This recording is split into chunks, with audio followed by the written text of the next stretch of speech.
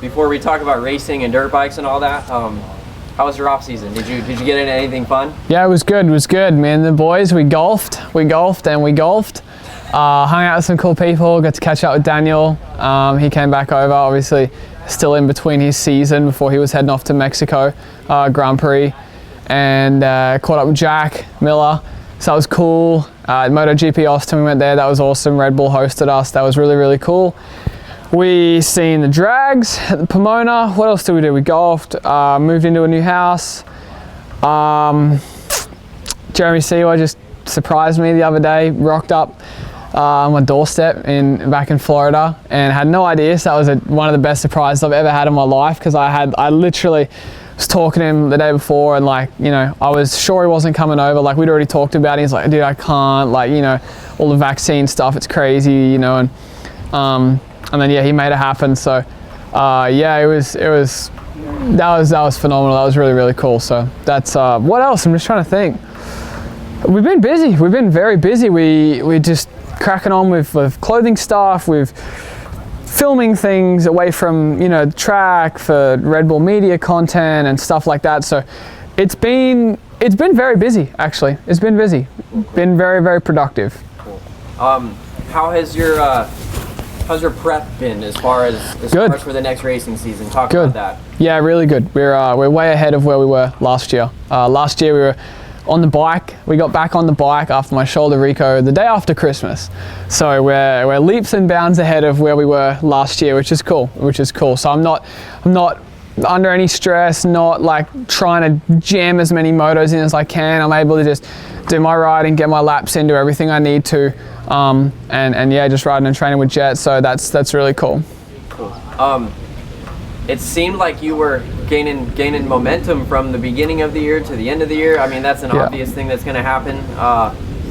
You even got on the podium a few times and the win and this and that. Talk about I guess the highs of this past season. It was good, 2 wins were cool, a few podiums, multiple podiums was good as well. It was really just kind of reviving my career in a way. In all reality, I turned it around. So this year was good. The results obviously would have loved better, but at the time where we were and where we came from, it was incredible, So that was really good. We're obviously looking to be, 1 step, 2 steps better this year. So we've got a big job ahead of us. But no, we're in a good place. This year was great. Earned a lot of things and proved, myself and just, restored everything. So it was good. As everybody knows, you spent time racing the GPs before you came over here.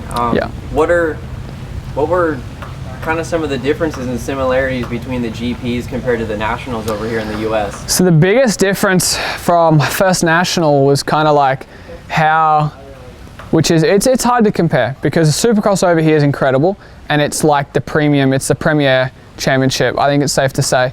And over there, obviously MXGP is a premier championship, so that's kind of their big deal, And the Nationals here, it's not as built up as what the MXGP is. MXGP's got the skybox behind you. You've got the little booths that you wait in before you line up. You've got the pit lane, double-story pit lane and stuff. We're here at the first hang tent. I'm there's a few tents, a few pop-up easy ups, and there's just a banner behind us, and people standing on the track, no banners along the track, and I'm kind of yeah, okay, this is it. All right, this is it. Let's get amped up. And it was kind of a little hard to get amped up, because I'm just kind of feels like a glorified practice day.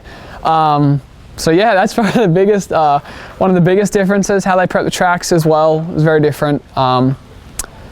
So yeah, there's not many similarities, despite the fact it's racing. For sure. So next year for Supercross, it's kind of going back to normal with racing just on Saturdays, not 3 rounds within a week. Yeah. There's going to be fans in the stands again. You've got to be excited for kind of probably more of that than anything, right? I mean, dude, the Supercrosses with the fans, the stadium, that whole atmosphere, if anyone's been in there, they'll tell you straight up, it's a million times better with a full crowd than there is if you're just sitting there by yourself watching it. So it's good. It's going to be great for the sport. We get back to normality. It's great for the world that we're getting back to, somewhat normality. Obviously, there's still a bunch of crazy stuff going on, but the fact we can have, full attendance. I'm pretty sure it's full attendance. Sporting events is good. So good step forward. Cool.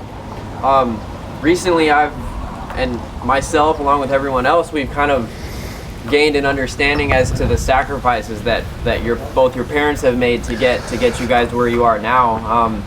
Talk about that and what it's like to kind of start to repay them back with podiums and wins and stuff like that.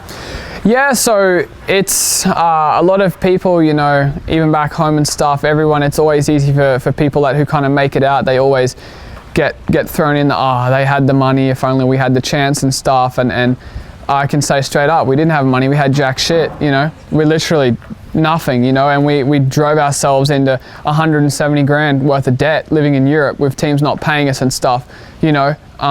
Just, you know, it took us 2 years to pay all that back when we first got here, you know, Jed and myself. So where we are now is an amazing place. So yeah, it's not all sunshine and rainbows. Like it was a grind and very uncomfortable to get here, you know, so uncomfortable, and we spent so much time living in that hole, that discomfort. You know, we feel a little more comfortable in that discomfort of life and stuff, more so than the comfortable thing. Like now when our life's so great, like it kind of feels, we're kind of like, okay, what's about to happen? Because it's never been like this. So it's cool because in Europe, whenever, you know, a few weeks ago past, it was smooth sailing. Something would always come straight after it, you know. So yeah, it's cool to kind of tell our story a little bit on a few podcasts, and even to that, you know, how much we kind of talked about and stuff. There's still so much more, which is crazy. It feels like in those 3 years of living there, we experienced and lived through more shit than some people experience in a lifetime. So yeah, it's fortunate, and it's cool. It's yeah, we've lived a lot as for how young we are. Cool. As far as racing next year, I know the obvious goal is to win races, championships, and this and that. Do you have anything a little bit more obscure than that set for yourself to accomplish? Yeah, for sure. I mean, you ask anyone what they want, and it's, yeah, I want to win. I want to. Obviously, that's what we want. That's why we're here. So that's a necessity for me. You know, I need to win. I need these championships this year. It's not a want, it's a necessity for me. That's how important it is to me. So the things I want to achieve is something I want to accomplish. Is some things are off the bike, a little more things left of center, a little more off the way from the bike kind of stuff. But yeah, the racing, it's a necessity for me. Cool. All right, Hunter, thanks for chatting with us, bro. Thank you. Thanks for having me.